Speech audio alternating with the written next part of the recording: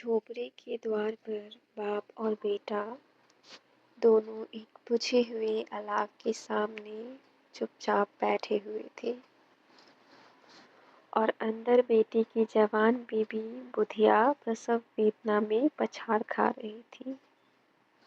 रह रहकर उसके मुंह से ऐसी दिल हिला देने वाली आवाज निकलती थी कि दोनों कलेजा थाम लेते थे। जाड़ों की रात थी, प्रकृति सन्नाटे में डूबी हुई। सारा गांव अंधकार में लय हो गया था। घीसू ने कहा, मालूम होता है बचेगी नहीं। सारा दिन दौड़ते हो गया, जा देख तो आ। माधव चिढ़कर बोला, मरना ही है तो जल्दी मर क्यों नहीं जाती, देख कर क्या करूं। तू बड़ा बेदर्द है बे, साल भर जिसके साथ सुख चैन से रहा उसी के साथ इतनी बेवफाई। तो मुझसे तो उसका तड़पना और हाथ पांव पटकना नहीं देखा जाता। चमारों का कुनबा था और सारे गांव में बदनाम। घीसू एक दिन काम करता तो 3 दिन आराम करता।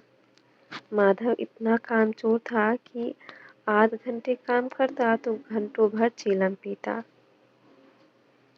इसलिए इन्हें कहीं मजदूरी नहीं मिलती थी।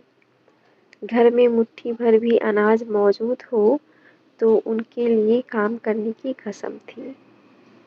जब 2-4 फाके हो जाते तो घीसू पेड़ पर चढ़कर लकड़ियां तोड़ लाता और माधव बाजार से बेच लाता। और जब तक वह पैसे रहते दोनों इधर उधर मारे मारे फिरते। गांव में काम की कमी न थी। किसानों का गांव था, मेहनती आदमी के लिए 50 काम थे। मगर इन दोनों को उसी वक्त बुलाते जब 2 आदमियों से एक का काम पाकर भी संतुष्ट लेने के सिवा और कोई चारा न होता। अगर दोनों साधु होते तो उन्हें संतोष और धैर्य के लिए संयम और नियम की बिल्कुल जरूरत न होती। यह तो इनकी प्रकृति थी। विचित्र जीवन था इनका। घर में मिट्टी के 2-4 बर्तन के सिवा कोई संपत्ति नहीं। फटे चित्रों से अपनी नम्रता को ढाके हुए जिए जाते थे। संसार की चिंताओं से मुक्त, कर्ज से लदे हुए। गालियां भी खाते, मार भी खाते, मगर कोई गम नहीं। दीन इतने की वसूली की बिल्कुल आशा न रहने पर भी लोग इन्हें कुछ न कुछ कर्ज दे देते थे। मटर आलू की फसल से दूसरों के खेतों से मटर या आलू उखाड़ लाते और भून भान कर खा लेते, या 10-5 ऊख उखाड़ लाते और रात को चूसते। यीशु ने इसी आकाश वृद्धि से 60 साल की उम्र काट दी और माधव भी सपूत बेटे की तरह बाप के ही पद चिन्हों पर चला जा रहा है, बल्कि उसका नाम और भी उजागर कर रहा था। इस वक्त भी दोनों अलाव के सामने बैठकर आलू भून रहे थे, जो कि किसी खेत से खोद लाए थे। घीसू की स्त्री का तो बहुत दिन हुए देहांत हो गया था। माधव का ब्याह पिछले साल हुआ था। जब से यह औरत आई थी उसने इस खानदान में व्यवस्था की नींव डाली थी और इन दोनों बेगैरतों का दोजख भरती रहती थी। जब से वह आई यह दोनों और भी आलसी और आराम मतलब हो गए थे, बल्कि कुछ अकड़ने भी लगे थे। कोई कार्य करने को बुलाता तो निर्ब्याज भाव से दुगनी मजदूरी मांगती। वही औरत आज प्रसव वेदना से मर रही थी और यह दोनों इसी इंतजार में थे कि वह मर जाए तो आराम से सोए। घीसू ने आलू निकाल कर छीलते हुए कहा, जाकर देख तो क्या दशा है उसकी। चुड़ैल का फिसाद होगा और क्या, या तो ओझा भी 1 रुपया मांगता है। माधव को भय था कि वह कोठरी में गया तो घीसू आलुओं का बड़ा भाग साफ कर देगा। बोला, मुझे वहां जाते डर लगता है। डर किस बात का है, मैं तो यहाँ हूँ। तो तुम ही जाकर देखो ना। मेरी औरत जब मरी थी तो मैं 3 दिन तक उसके पास से हिला तक नहीं, اور پھر مجھ سے لجائے گی نہیں؟ جس کا کبھی منہ نہیں دیکھا، آج اس کا ابھرا ہوا بدن دیکھو، اسے تن کی سدھ بھی نہ ہوگی۔ مجھے دیکھ لے گی تو کھل کر ہاتھ پاؤں بھی پٹک نہ سکے گی۔ میں سوچتا ہوں کوئی بال بچہ ہو گیا تو کیا ہوگا؟ سوٹ گڑ تل کچھ بھی تو نہیں ہے گھر میں، سب کچھ آ جائے گا بھگوان دے تو۔ جو لوگ ابھی ایک پیسہ نہیں دے رہے وہ بھی کل بلا کر روپے دیں گے۔ میرے 9 لڑکے ہوئے، گھر میں کبھی کچھ نہ تھا، مگر بھگوان نے کسی نہ کسی طرح بیڑا پار ہی لگایا۔ جس سماج میں رات دن محنت کرنے والوں کی حالت ان کی حالت سے کچھ بہت اچھی نہ تھی، اور کسانوں کے مقابلے وہ لوگ جو کسانوں کی دربلتاؤں سے لابھ اٹھانا جانتے تھے کہیں زیادہ سمپن تھے، وہاں اس طرح کی منوورتی کا پیدا ہو جانا کوئی اچرج کی بات نہ تھی۔ ہم تو کہیں گے گھیسو کسانوں سے کہیں زیادہ وچاروان تھا، اور کسانوں کے وچار سنی سموہ میں شامل ہونے کے بدلے بیٹھک بازوں کی کپست منڈلی میں جا ملا تھا۔ ہاں، اس میں یہ شکتی نہ تھی کہ بیٹھک بازوں کے نیم اور نیتی کا پالن کرتا، اس لیے جہاں اس کی منڈلی کے اور لوگ گاؤں کے سرگنا اور مکھیا بنے ہوئے تھے، اس پر سارا گاؤں انگلی اٹھاتا تھا۔ پھر بھی اسے یہ تسکین تو تھی کہ اگر وہ پھٹےحال ہے تو کم سے کم اسے کسانوں کی سی جی توڑ محنت تو نہیں کرنی پڑتی، اور اس کی سرلتا اور نرہتا سے دوسرے لوگ بیجا فائدہ تو نہیں اٹھاتے۔ دونوں آلو نکال کر جلتے جلتے کھانے لگے۔ کل سے کچھ نہیں کھایا تھا، اتنا صبر نہ تھا کہ ٹھنڈا ہو جانے دے۔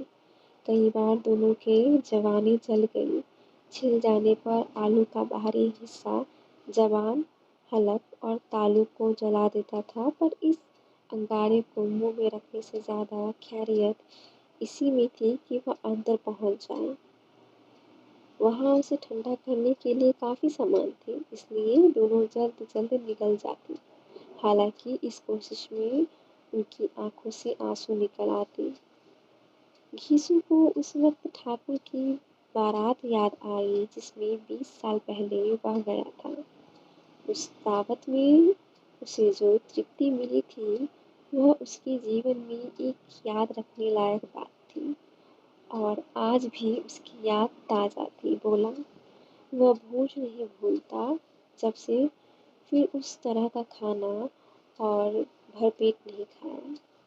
لڑکی والوں نے سب کو بھر پیٹ پوریاں کھلائی تھی، سب کو، چھوٹے بڑے سب نے پوریاں کھائی، اور اصلی گھی کی چٹنی، رائتا، 3 طرح کے سوکھے ساگ، ایک رسدار ترکاری، دہی، چٹنی، مٹھائی۔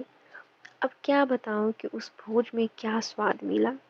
کوئی روک ٹوک نہیں تھی، جو جی چاہو مانگو، جتنا چاہو کھاؤ۔ لوگوں نے ایسا کھایا کہ کسی سے پانی نہ پیا گیا، مگر پروسنے والے ہیں کہ پتل میں گرم گرم گول گول سواسد کچوریاں ڈال دیتے ہیں، منع کرتے ہیں کہ نہیں چاہیے، پتل پر ہاتھ روکے ہوئے ہیں، مگر وہ ہے کہ دیے جاتے ہیں۔ اور جب سب نے منہ دھو لیا تو پان الائچی بھی ملی، مگر مجھے پان لینے کی کہاں سدھ تھی، کھڑا ہوا نہ جاتا تھا۔ چٹپٹ جا کر اپنے کمبل پر لیٹ گیا، ایسا دل دریاب تھا وہ ٹھاکر۔ مادھو نے ان پدارتھوں کا من ہی من مزہ لیتے ہوئے کہا، اب ہمیں کوئی ایسا بھوج نہیں کھلاتا، اب کوئی کیا کھلائے گا؟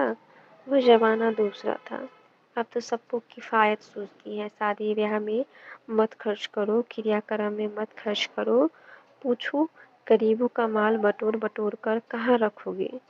بٹورنے میں تو کمی نہیں ہے، ہاں خرچ میں کفایت سوچتی ہے۔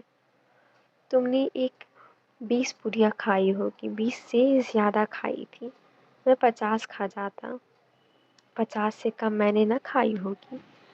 اچھا پکا تھا، تو میرا آدھا بھی نہیں ہے۔ आलू खाकर दोनों ने पानी पिया और वही अलाव के सामने अपनी धोतियां ओढ़कर पाँव पेट में डाले सो रही, जैसे दो बड़े बड़े अजगर गिंडोलियां मारे पड़े हो। और बुधिया अभी तक कर्राह रही थी। सवेरे माधव ने कोठरी में जाकर देखा तो उसकी स्त्री ठंडी हो गई थी।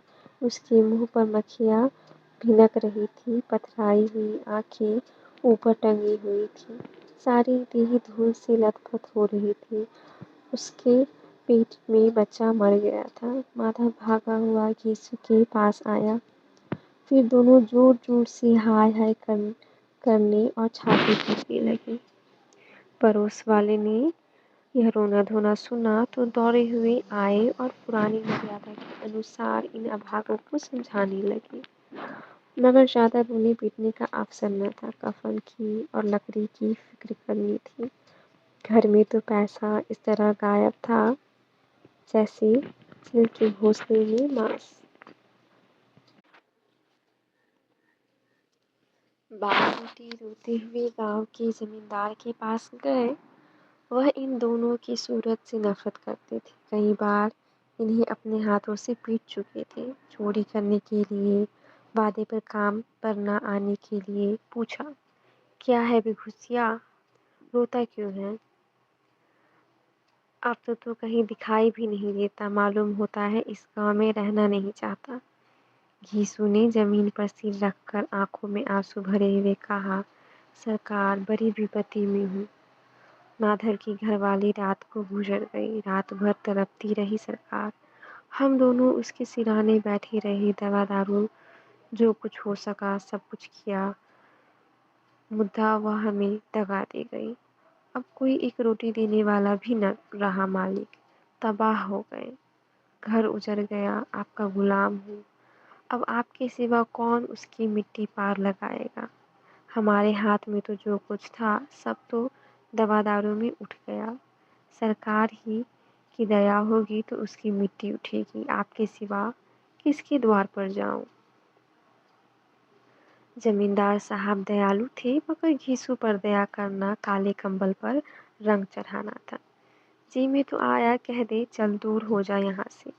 यूं तो बुलाने से भी नहीं आता, आज जब गरज पड़ी तो आकर खुशामद कर रहा है। हरामखोर कहीं का बदमाश। लेकिन यह क्रोध या दंड देने का अवसर न था। जी में कुटते हुए 2 रुपए निकाल कर फेंक दिए, मगर संतावना का एक शब्द भी मुंह से न निकला। उसकी तरफ ताका तक नहीं, जैसे सिर पर बोझ उतारा हो। जब जमींदार साहब ने 2 रुपए दिए तो गांव के बनिए महाजनों को इनकार का साहस कैसे होता। घीसू जमींदार के नाम का ढिंढोरा भी पीटना खूब जानता था। किसी ने 2 आने दिए, किसी ने 4 आने। 1 घंटे में घीसू के पास 5 रुपए की अच्छी रकम जमा हो गई। कहीं से अनाज मिल गया, कहीं से लकड़ी। और दोपहर को घीसू और माधव बाजार से कफन लाने चले। इधर लोग बांस वास काटने लगे। गांव की नर्म दिल स्त्रियां आ आकर लाश देखती थी और उसकी बेकसी पर 2 बूंद आंसू गिराकर चली जाती थी। बाजार में पहुंचकर घीसू बोला, लकड़ी तो उसे जलाने भर को मिल गई है, क्यों माधव? माधव बोला, हाँ लकड़ी तो बहुत है, अब कफन चाहिए तो चलो कोई हल्का सा कफन ले। हाँ और क्या, लाश उठते उठते रात हो जाएगी। रात को कफन कौन देखता है? कैसा बुरा रिवाज है कि जिसे जीते जी तन ढकने को चिथड़ा भी न मिला, उसे मरने पर नया कफन चाहिए। कफन लाश के साथ जल ही तो जाता है, और क्या रखा रहता है। यही 5 रुपए पहले मिलते तो कुछ दवा दारू कर लेते। दोनों एक दूसरे के मन की बात तार रहे थे। बाजार में इधर उधर घूमते रहे। कहीं इस बाजार की दुकान पर गए, कभी उसकी दुकान पर। तरह तरह के कपड़े, रेशमी और सूती देखे, मगर कुछ जचा नहीं। यहाँ तक कि शाम हो गई, तब दोनों ने न जाने किस देवी प्रेरणा से एक मधुशाला के सामने जा पहुंचे और जैसे किसी पूर्व निश्चित व्यवस्था से अंदर चले गए। वह जरा देर तक दोनों असमंजस में खड़े रहे। फिर घीसू ने गद्दी के सामने जाकर कहा, साहू जी, एक बोतल हमें भी देना। इसके बाद कुछ चिखना आया, तली हुई मछली आई और दोनों बरामदे में बैठकर शांतिपूर्वक पीने लगे। कई कुजिया ताबड़तोड़ पीने के बाद दोनों सरूर में आ गए।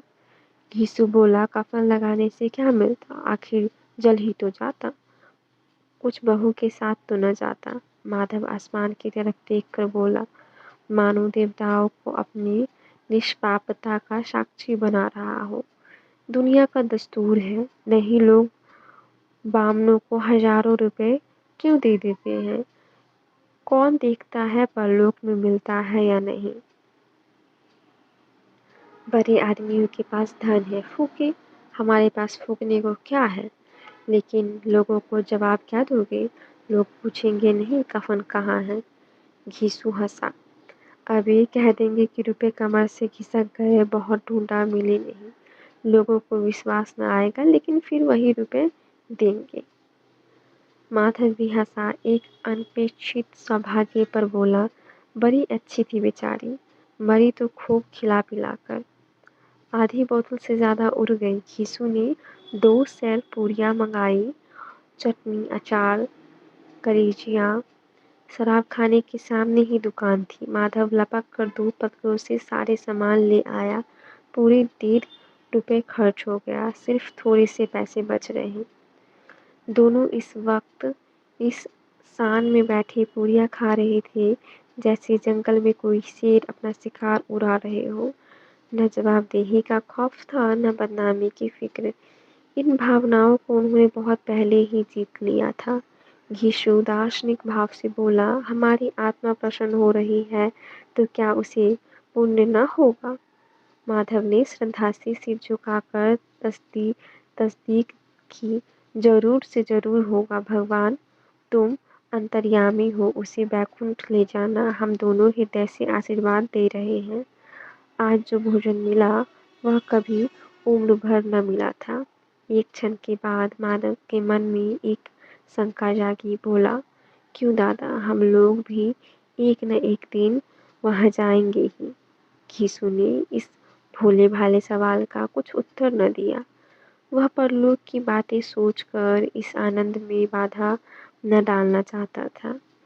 जो वह हम लोगों से पूछे कि तुमने हमें कफन क्यों नहीं दिया तो क्या कहोगे? कहेंगे तुम्हारा सिर। पूछेगी तो जरूर, तू कैसे जानता है कि उसे कफन न मिलेगा? तू मुझे ऐसा गधा समझता है? 60 साल का दुनिया में घास खोदता रहा हूँ, उसको कफन मिलेगा और बहुत अच्छा मिलेगा। माधव को विश्वास न आया। बोला, कौन देगा? रुपए तो तुमने चट कर दिए। वह तो मुझसे पूछेगी, उसकी मांग में तो सिंदूर मैंने डाला था। कौन देगा? बताते क्यों नहीं? वही लोग देंगे जिन्होंने अब की दिया।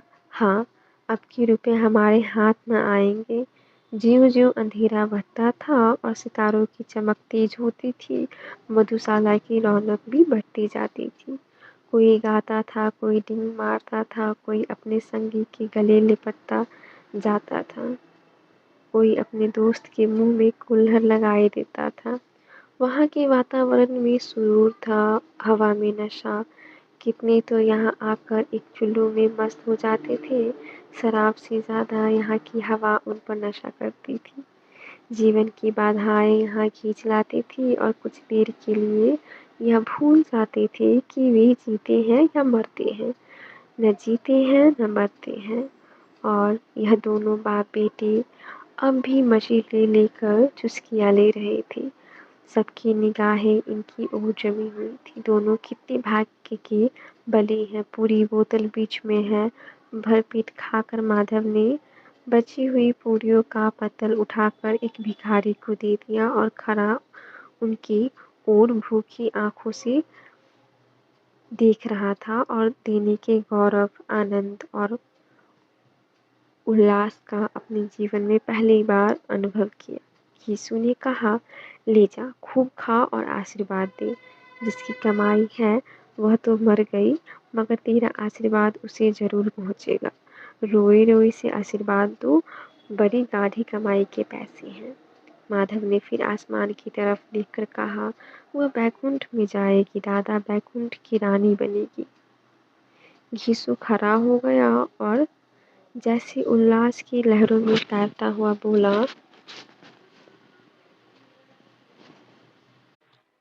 हाँ बेटा, बैकुंठ में जाएगी। किसी को सताया नहीं, किसी को दबाया नहीं, मरते मरते हमारी जिंदगी की सबसे बड़ी लालसा पूरी कर गई। वह न बैकुंठ जाएगी तो क्या ये मोटे मोटे लोग जाएंगे, जो गरीबों को दोनों हाथों से लूटते हैं और अपने पाप को धोने के लिए गंगा में नहाते हैं और मंदिरों में जल चढ़ाते हैं। श्रद्धालुता का यह रंग तुरंग ही बदल गया। अस्थिरता नशे की खासियत है और दुख और निराशा का दौरा हुआ। माधव बोला, मगर दादा, बेचारी ने जिंदगी में बड़ा दुख भोगा, कितना दुख झेल कर मरी। वह आंखों पर हाथ रखकर रोने लगा, चीखें मार मार कर। यीशु ने समझाया, क्यों रोता है बेटा? खुश हो कि वह माया जाल से मुक्त हो गई, जंजाल से छूट गई। बड़ी भाग्यवान थी जो इतनी जल्द माया मोह के बंधन तोड़ दिए। और दोनों खड़े होकर गाने लगे, ठगनी क्यों नैना झमकावे ठगनी। पियकरों की आंखें उनकी ओर लगी हुई थी और यह दोनों अपने दिल में मस्त गाते जाते थे। फिर दोनों नाचने लगे, उछले भी, कूदे भी, गिरे भी, मटके भी, भाव भी बनाए, अभिनय भी किए और आखिर नशे में मदमस्त होकर वहीं गिर पड़े।